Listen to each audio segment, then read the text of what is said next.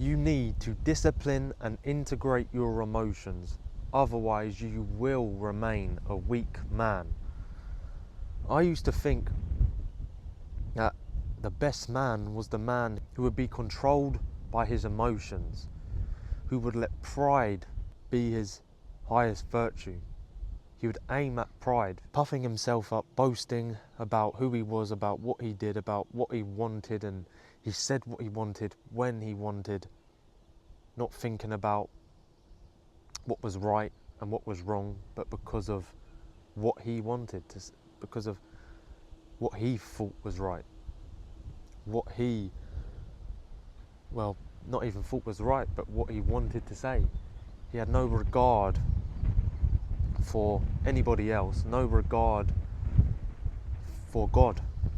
He just wanted what he wanted, and he strived to get it. There was no analysing, it was just, there was no thinking about what he was doing and if what he was doing was right. It was just, I want to do this, so I am going to do it.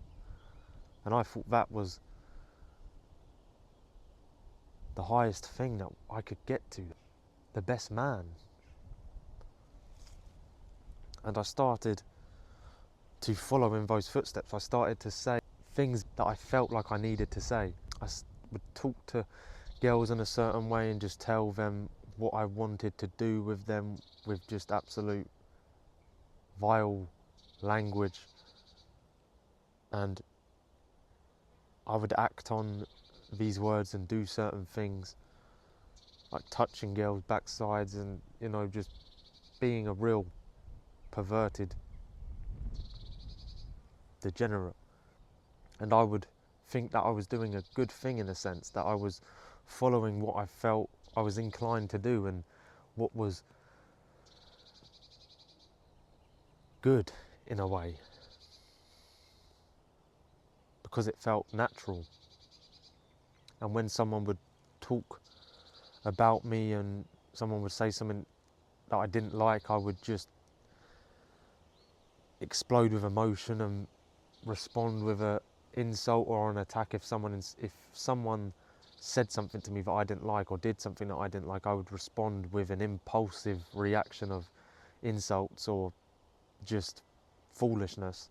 And I thought that that was a good thing, because I would see other people do that when really it was absolute weakness,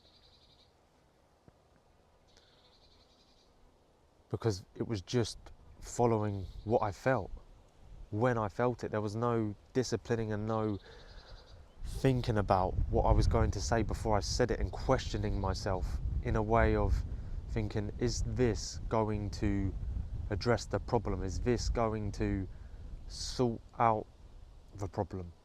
Or is it just a reaction, a knee-jerk reaction to what I feel inside of myself? And I would be, when I would do these things, like I said about how I would talk and act towards women when I was young, well, girls, I was only a teenager, but when I would do these things, I would question myself, because I was taught away by my parents of how to act, and I was taught the Bible. I was brought up in a Christian home, and I would know that what I was doing was against God, but I had no reverence for God. I had no fear of God, to a degree, because I still thought about him while I was doing these things. So there was that, but it was just, I wanted what I wanted when I wanted it. And in this culture, we're told that that is the way to be. If you're a man, you should just, the strongest man is the one who does what he wants when he wants.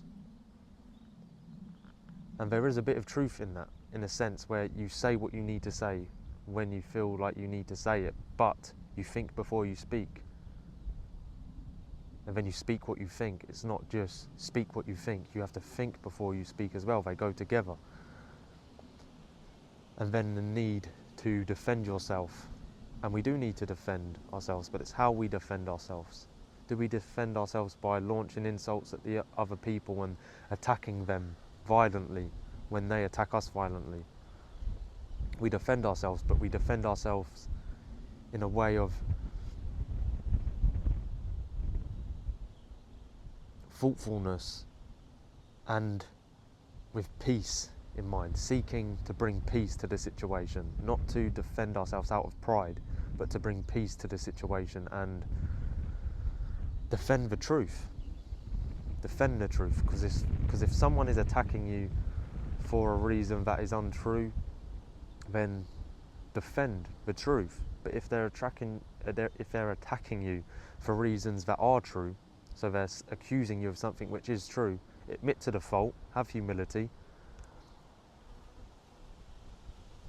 and move past it. Don't give insults in return when they insult you, or if they, if you feel attacked. Have humility and think about why they're saying what they're saying to you. Don't just, act on impulse. Think. Otherwise you will remain a weak man and your life will fade. God has called us as men to think before we speak and think before we act, and to discipline our emotions and integrate them, because there is virtue in speaking the truth, not holding back, because we're not told to just hold our tongues, because that's when we are told to hold our tongues in certain situations, but there's certain situations where we need to speak the truth in our mind to power, to authority, to people who want to hurt us, to people who are accusing us falsely, and that is good and virtuous. But it needs to be done in the right way, with the heart of peace and truth as the highest, not of pride and emotional anger, but of love for God and for the people who we are addressing. Emotions are good things, they're not bad things. They just need to be disciplined and integrated. If they're not, we will remain weak and slaves to our impulses and our personalities, because we're all wired a certain way where we lean into more impulsive things. Like you can lean into aggression, or you can lean into cowardice, for example. We need to find a balance between speaking our minds and defending what is right, and also holding our tongue when we need to, and listening to the accusations or whatever the situation is that you're in. So bear your cross, lads.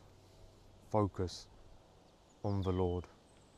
Integrate your emotions and discipline them, all for the glory of God, not for your glory of yourself, not for selfish ambition, but for the glory and for the love of God. God bless your souls. Alleluia.